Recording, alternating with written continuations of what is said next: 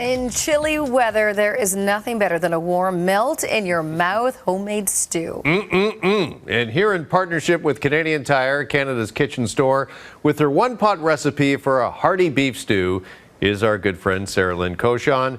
Sarah Lynn, great to see you as always. We see that you've already got the beef browning there in your Dutch oven. Just first off, what kind of beef did you use? You know, when it comes to making a gorgeous beef stew like this, one of the big advantages is that you can really use an inexpensive cut of beef. So this is some classic stewing beef. It's not very tender on its own, but because it's going to be simmering this over a long period of time, you can afford to go for a more inexpensive cut, and that time is going to make it nice and tender. Now, as you mentioned, I am using a nice big Dutch oven for this recipe. Like this one from Paderno is so great because it's got a large capacity and it retains heat really beautifully. And it's perfect for long simmering recipes like this. Now, you could use a slow cooker for your stew. A lot of people prefer that. But I have to say the advantage of using a Dutch oven like this is that you can brown your beef, which adds a ton of flavor, and cook up your veggies, which adds a ton of flavor as well. So if I have a choice, I will always opt for a Dutch oven first. And as soon as your beef is nice and browned, you can go ahead and add your veggies. Okay, now I know you say take the beef out before adding the veggies. Now, a lot of people do that. I am the opposite. So I leave my beef in. I am all about fewer steps when it comes to cooking and making life in the kitchen easier. So some people recommend removing your beef. I leave it right in the pot and just get my veggies in. Trust me, it will not make a big difference after 3-4 hours of cooking. So to this, I'm going to be adding a classic French mirepoix. That's what this would be called. So a combination of onion, celery, and carrot. Really, really classic in soup and stew recipes. Tons of great nutrition. And you just want to let your veggies cook up until they're nice and soft. You'll see your onion will become nice and translucent, and your celery will turn bright green, and that is a really good sign.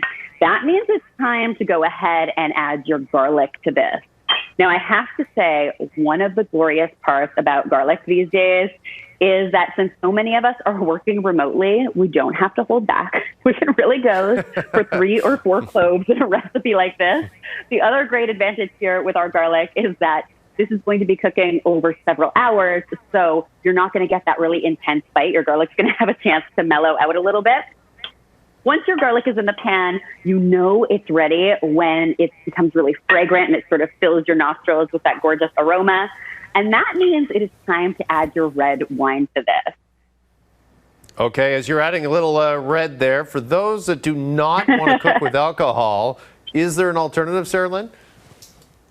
Absolutely. So I know a lot of people either don't drink or aren't comfortable cooking with alcohol, or maybe you just don't have any red wine on hand at home. That's totally fine.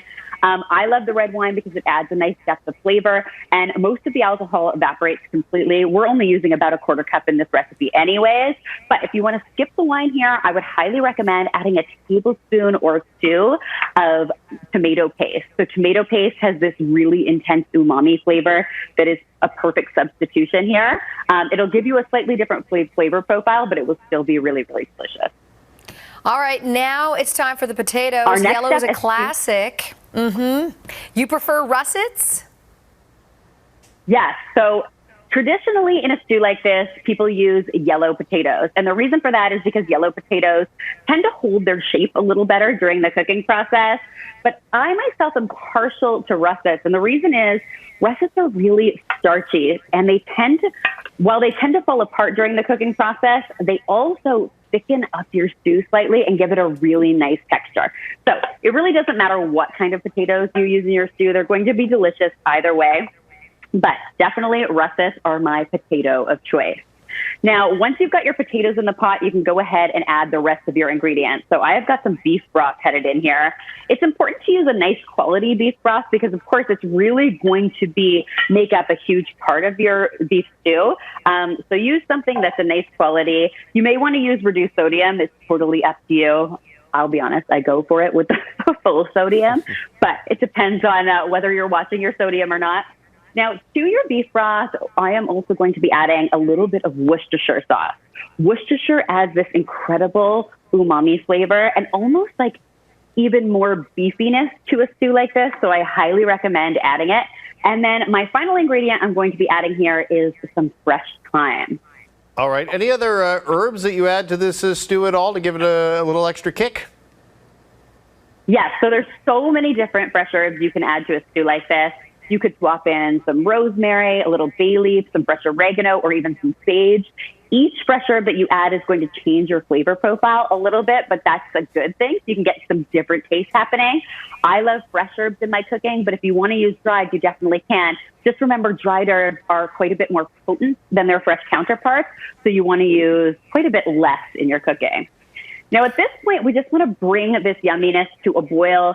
And as soon as it's reached a nice rolling boil, we can reduce our heat to medium-low, pop a lid on, and let this cook away for about an hour. After an hour, you can reduce your heat to low, and then just let this go. Low and slow for as long as you can afford to. So I always recommend 2 to 3 hours. And in that time, what you end up with is what I have here. This one has been simmering away for about 3 hours. And oh my gosh, guys, I wish you could smell my kitchen. It is incredible. And the final step is just going to be thickening this up. So that's really the last step in making your stew something special. And you can do that in one of two ways. You can either use some cornstarch or some flour. Basically, your cornstarch, you just want to mix up with a little bit of water to make it liquid. You'll do the same thing with flour. I prefer cornstarch just because it keeps the recipe gluten-free, but it's really up to you what you prefer to use. And honestly, within minutes, your stew is going to be nice and thick and delicious and ready to be served. And the best part about being the cook, of course, is that you get first taste. I'm sorry I can't send some of this over to the studio for you guys. Yeah, well, in this case, since it's virtual, the cook gets first and last taste. Yes, so jealous. Thank you, Sarah Lynn. Such a great recipe. I think this is going to be on our menu this week. If this is too hearty for your diet, Sarah Lynn will be joining us later this week with a low-carb breakfast biscuit. So we'll look forward to that. Sarah Lynn, thank you so much. My pleasure. Those biscuits are sure to change your life. And remember, all of the tools you see here are available at Canadian Tire, Canada's kitchen store. Thank you, guys. This portion of the morning show is brought to you by Canadian Tire, Canada's kitchen store.